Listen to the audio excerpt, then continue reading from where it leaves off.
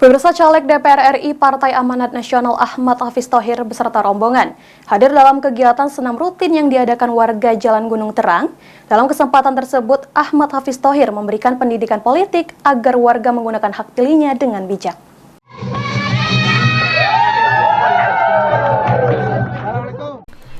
Calon legislatif DPR RI Partai Amanat Nasional Ahmad Hafiz Thohir beserta rombongan mengikuti kegiatan senam rutin tiap minggu pagi yang diadakan warga Jalan Gunung Terang, Kelurahan Sekip Jaya, Kecamatan Kemuning.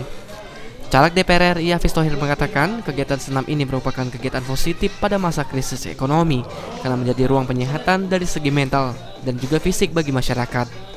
Dalam kesempatan ini juga Hafiz Thohir memberikan pendidikan politik kepada masyarakat untuk memakai hak suaranya pada 14 Februari mendatang. Kemudian dilanjutkan dengan pemberian bansos melalui didukung platform program dari PAN. Yang seperti ini, rakyat menjadi sehat sambil saya memberikan pemahaman pendidikan politik supaya mereka juga menyadari bahwa pemimpin itu juga harus diawasi oleh wakil-wakil rakyatnya yang memang wakil rakyat itu pilihan daripada rakyat itu sendiri. Jadi inilah yang saya sampaikan pada pagi ini, sampai kita menjelang pemilu kita memberikan pendidikan politik yang sehat kepada masyarakat untuk memilih pilihan yang terbaik untuk di 2024 yang akan datang, tinggal 10 hari lagi. Saya kira itu. Silakan Abi mau nambahkan. Siap.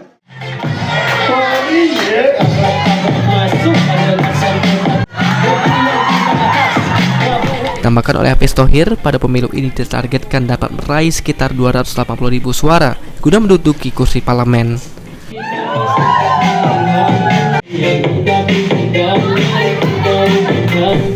Afid Zainul, PAL TV.